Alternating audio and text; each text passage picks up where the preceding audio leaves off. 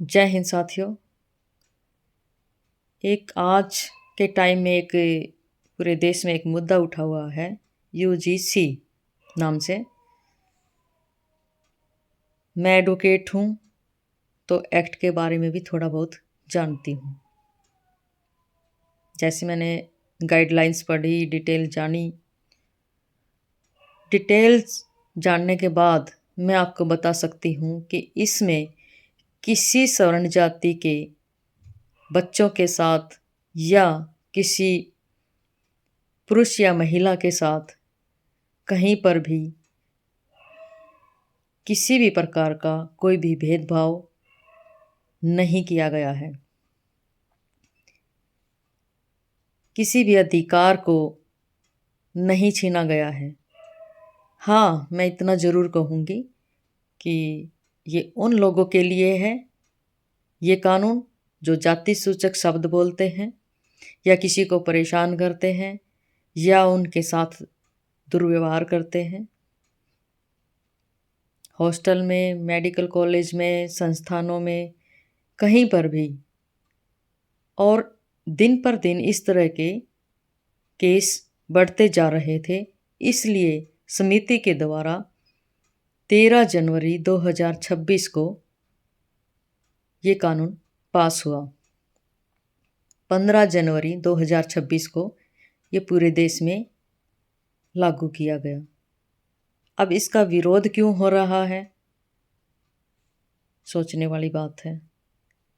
भाई, मुझे ये लगता है कि विरोध वो आदमी कर रहे हैं, वो बच्चे कर रहे हैं, वो छात्र छात्राएं कर रहे हैं जो चाहते हैं किसी के जाति का मजाक उड़ाना, किसी को छेड़ना, किसी को परेशान करना। भाई, इसमें ऐसा कुछ नहीं है। आप मेरी बात को समझिए। ये भेदभाव को मिटाने के लिए बना है, ना कि पैदा करने के लिए। समानता का अधिकार देता है। अगर कोई इसके बावजूद भी कोई किसी को बेवजह एसटी, एससी, ओबीसी, बीसी, मैं इसलिए इन सब का नाम ले रही हूँ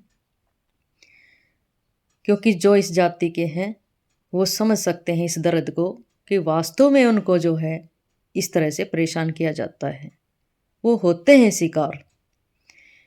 पिछले बहुत सारे केसेज हैं, वीडियो लंबी हो जाएगी इसलिए मैं ज़्यादा नहीं बोलती।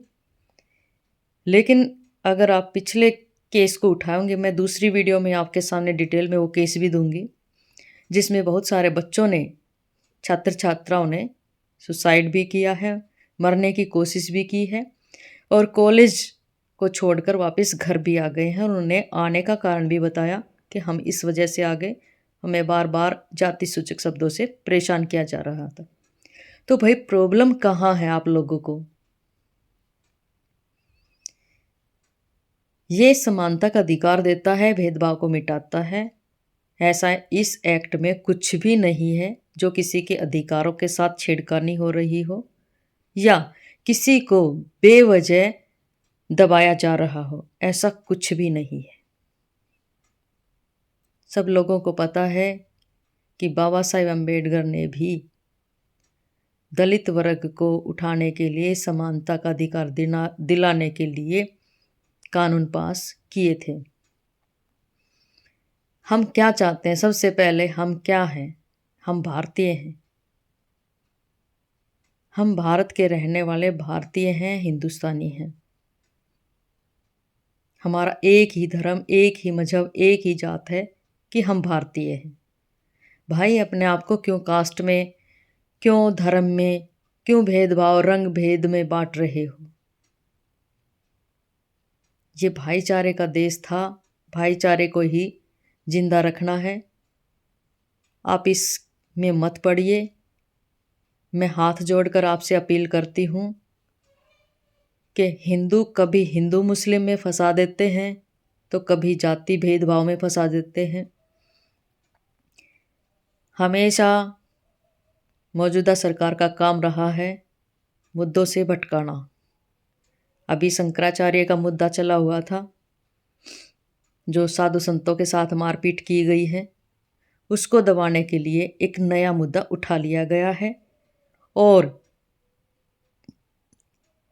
इसके विरोध में खुद आकर खड़े हो गए हैं, जबकि इस एक्ट में ऐसा कुछ भी नहीं है जो किसी के साथ गलत हो।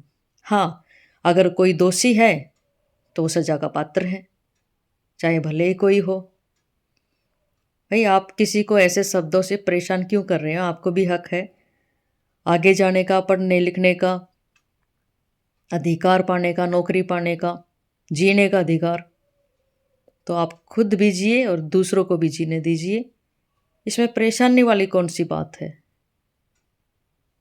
विरोध किस चीज का कर रहे हैं आप?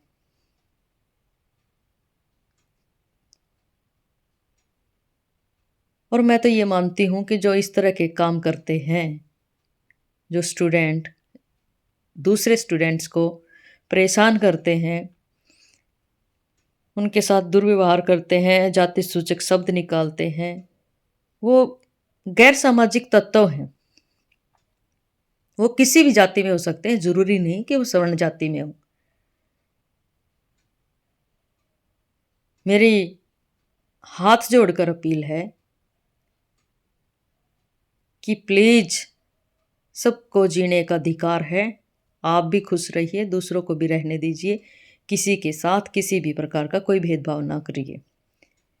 रही बात, बेवजह किसी को भी कोई सजा नहीं मिलेगी। अगर ये झूठा होगा ये केस तो उसकी जांच की जाएगी। अगर कोई किसी के बारे में बोल देता कि इसने मेरे को ऐसे परेशान किया, ऐसा नहीं होगा, उसकी जांच होगी। बगैर जांच के ऐसा नहीं हो सकता और ऐसा नहीं होगा। धन्यवाद। जय हिंद, जय भारत।